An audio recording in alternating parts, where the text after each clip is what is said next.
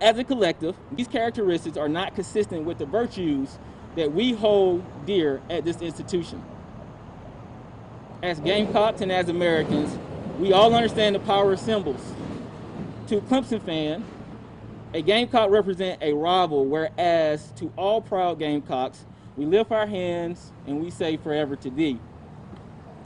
The man, the symbol that was Senator Thurmond, never publicly renounced his segregationist views. The question we have to ask ourselves as a whole, are we okay with that? So for every Gamecock who stepped foot in this facility, and to every aspiring Gamecock who will create memories moving forward, we must meet this moment and exemplify our commitment to inclusion and diversity. Strom Thurmond name must be removed. As I said, my fellow Gamecocks cannot be here in attendance for the in-person press conference, but I will read their statements that they made.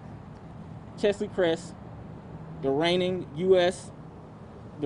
Miss USA and former track and field athlete here. The battle we are having about removing Strom Thurmond's name from the Wellness and Fitness Center isn't just about Thurmond. We've had the same argument time and time again. For years, we watched South Carolinians wave Confederate flags, host weddings at plantations, and honor countless individuals like Strom Thurmond who have a history of advocating for segregation and imposing civil rights legislation. These and other symbols and places and people hold special meaning for some in the state. However, it is undeniable that these same items and people have racist histories that cannot erase or be forgotten. I celebrated the moment when the Confederate flag was removed from South Carolina State House because it symbolized an acceptance of the horrific history that the flag holds for black people and the refusal to honor the hatred and division it represents. I will also celebrate the name being removed from the Wellness and Fitness Center at my beloved University of South Carolina. I am confident that the university leadership and South Carolina legislature will come to the realization about Thurmond represents that they do. I'm gonna say that again. I am confident that the university leadership and South Carolina legislature will come to the same realization about what Thurmond represents as they did with the Confederate flag. It's just a matter of when, and I hope when is sooner rather than later. Natasha Hastings, two-time gold medalist Olympian. As a daughter of immigrants, proud alum of USC and a two-time Olympic gold medalist, the pride I have in my country runs deep. I remember walking to Strom Thurmond a few times and having an uneasy feeling. Where possible, I avoid going to the building, knowing that the history behind Strom Thurmond demand. While Carolina was the place I called home for 3.5 years, it never felt like home, knowing that racist bigots were memorized and celebrated on campus.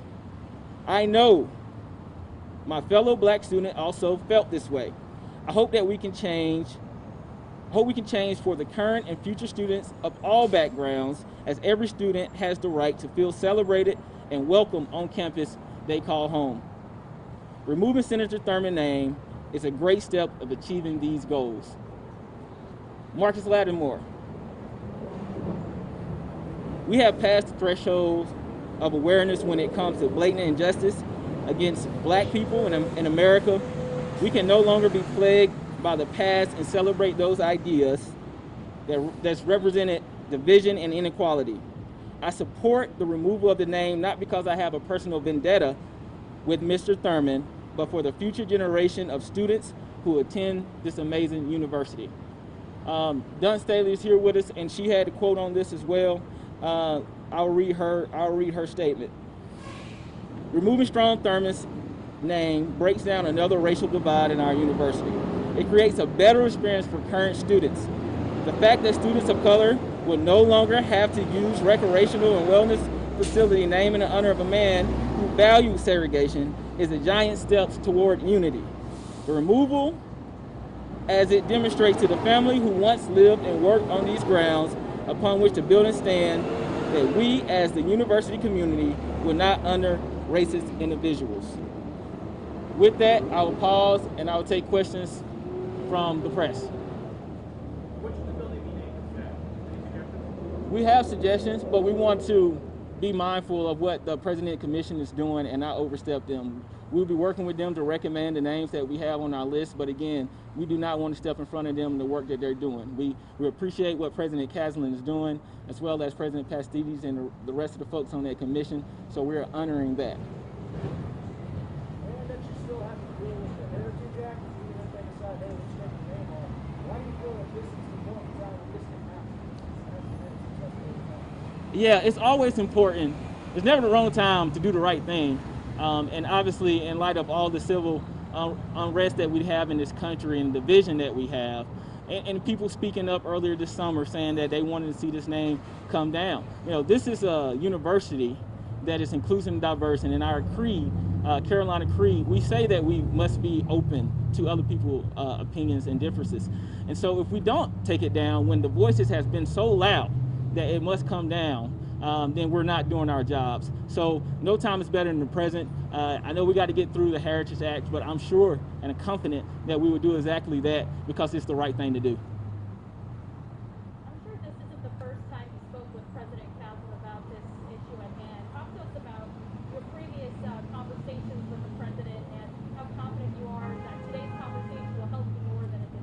Well, President Caslin, he's committed to inclusion and diversity.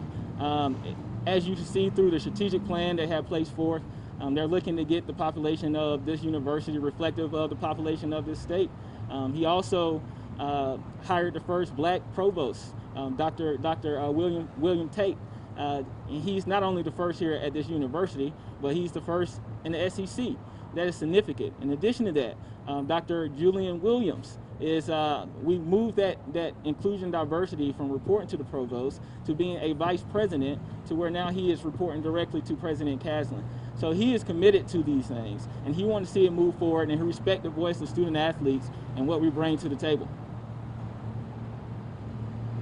Why is now the best time for your voice to be heard? Why is now the time to get this done? Again, I would say, you know, no time is better than the present. And when we have so much division going on in our country, we got to be able to come to the table. We're not looking to be combative with our university. We're looking to be collaborative.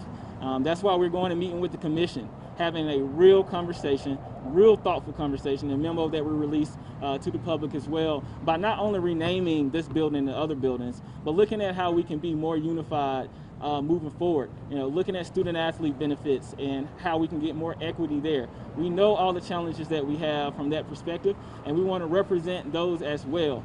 It's not good enough just to move a name. We got to be consistent and dedicated to helping heal the wounds that we've endured over the course of this country history. And as an institution and the flagship university of this state, we must set the example that we are truly and fully committed to all things that is inclusion and diversity and moving this great university forward. How do Black students feel going in this building when it wants to work out knowing that it's named after You know, you have to talk to every individual Black person because they have a different viewpoint. But for the most part, it's just, you know, the guy literally said that Negroes shouldn't be here in our places of recreation, amusement, churches, and homes. So just imagine walking into a building where you know that a guy whose name is on it did not want to see you or people who look like you in that place. That weighs on you. And you throw that on the top of all the other challenges that you have for being a minority, being Black in this country. Those are constant jabs that we gotta amend and get right. And it's no better time to do it right now. Because at the end of the day, we're all South Carolinians, we're all Gamecocks, but most importantly, we're all Americans. And the truth of this country, we got to hold up to it. And that's a responsibility that we all have. So we think right now is the perfect moment to continue to advance this conversation.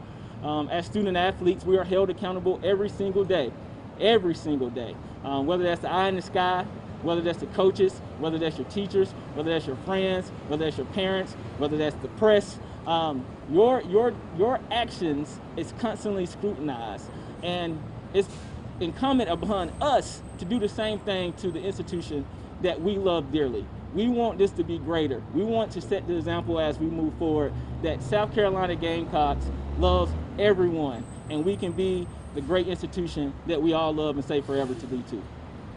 What does it mean to have these names behind you? I'm sorry, I couldn't quite hear you. To have the names behind you. Well, I wouldn't say behind me. We're standing here as a collective. Obviously, COVID presents problems, and they're all around the country, so getting here is difficult. But I think what you see is a coming together in a real moment to use our platforms and use our influence to effectuate change. And sometimes you have to push. You know, our country has been a big push. We've been pushing, and we hit these inflection points. And in that time, real leaders step up, and everyone that I just stated, everyone that's even behind me, these student athletes right here that's currently here, they're all leaders too. And if we believe in that, in this moment, we must step up and get it done. So it's great to have all those names, but again, we're here together, and I'm just representing us as a collective. One more question. What would you say to someone who says, just the name, Strom Thurmond turns around and toward the end of his life? Because that's an idea that's still out there to this day. What would you say to someone who thinks, You know, I don't understand what you're trying to do? you hear that argument all the time. And this is the way I would characterize that. As an African American in this great country where I love my state and I love my country, I'm a small town country boy from Belton, South Carolina, who's now speaking in front of cameras with student athletes and people like Don Staley giving statements as well. Our country is great, but we still never apologize for slavery in this country. We have marginal progression when it comes to the black community. So we got to get it done right now. And if we don't, another person saying that, well, that name he changed, he did this, he did that. Well, he never renounced his segregation viewpoints. And then on the top of that, all the things that we highlighted in this speech, whether that's the racist viewpoints and segregationist viewpoint. On top of that, the way he treated women. And in this time, right now, with Me Too, and we're being thoughtful about how we treat everyone, he's just not the appropriate person to be up there. And it's not about Strom Thurmond himself. It's about the symbols and the ideas that we aspire to and making sure that we stay true to them. What's your plan of action for making it happen? I'm sorry? What's your plan of action for making it happen? Absolutely, that's a good question. Well, the plan of action is what you're seeing here today. And in fact, we're having this press conference talking to you about our meeting that we're going to have here a little bit with the President's Commission of History. That's the protocol that the university has put in place to address these things. And so we want to make sure that we're being responsive to the leadership that the university is showing and going through that process. We requested that the Board of Trustees, the athletic director Tanner, we've spoken with him too, they all have the memo already. And we're asking for 45 days for them to respond to the memo so we can continue to move these steps forward to get this name removed and all the other things that we mentioned in our memo. So I think I'm getting yanked off, so I appreciate y'all coming out today. I don't know, is it supposed to be like hand claps or something? I don't know what's going on. That was a joke. Y'all didn't have to clap. All right. Thanks. Thank y'all. Hey, good job. That was great. Yeah, that's good. I'm gonna do a picture. Y'all get a picture? Coach Taylor, did you want to say something? You're allowed to. I don't know. Hey, Coach Taylor, I want to speak for you. No, I mean, if somebody asks questions for me, I don't mind answering questions. Okay. I got you. Y'all have questions for Coach?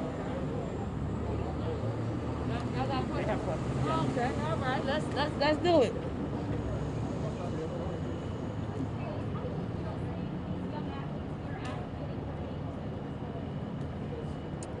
I mean, you see young individuals who are socially conscious. They're aware of where we are today. and it's a lot different. I was just standing there talking to one of our coaches, and I asked myself, where was I when I was 18 to 22 years old? Would I have been a part of something like this? I don't know. But if it was where we are today, 30 years ago, probably so. Because, now is a time that calls for change. Changes in which impact the people who are standing behind me. Change that impacts the people who used to live here, used to live on these grounds. And being in this community, you hear a whole lot. You don't really process it until a time like this. Like, I go to grocery stores and I talk to black people who said they'll never step foot on this campus for one reason or another that's racially based. And that's weird to me. Or they say the only time that I'll step foot on this campus is to come to your games. And I think if we can get together and make a place where everybody feels welcome, everybody, students, faculty, staff, the community, if we create a campus where everybody feels like they're a part of it, it will be an example of or a model of what the rest of the world should look like. What about those who say this is the next step in the cancel culture? We disagree with what happened in the past. Now we're going to cancel. We're going to change names. We're going to tear down statues. Is that something to consider, or is that something that people are getting upset about? Meaning, Is this the next step in the cancel culture? I mean, what's next? If this gets changed, what's the next thing that needs to be changed? I mean, Does it ever end? It will never end until we have people who are for diversity and inclusion. Until we're able to break down all those barriers, it will never end, because it's been like this for 400 years. Maybe the next 400 years, maybe this is the start for the next 400 years to give everybody an opportunity to see something a little bit different than they saw in their past. Coach, do you feel like you got the whole athletic department behind you, or sometimes like you're out there on an island? For me, I just want to be able to voice what's in my heart, whether that comes with people who are in agreement with it or disagreement with it. That really doesn't bother me. I go on, like yesterday, I'm on Twitter. One tweet, I had time yesterday. One tweet at a time. If you disagree with something that I tweet, that's on you. Now, when you put it on my timeline and you direct it right at me, then I'm gonna have a response. And if you don't like my response, then you need to either stop following me, okay, or scroll past what I said, because I'm a black woman, and if I choose to support Kamala Harris, that's my prerogative. And if I want to do that on my Twitter account, again, that's my prerogative. If you disagree with it, and I'm okay with people disagreeing, because that's what makes our world go round. I'm okay agreeing to disagree agreeably. I'm also okay with agreeing to disagree disagreeably as well, because I stand for what I stand for. And you're not going to change how I do things in my life.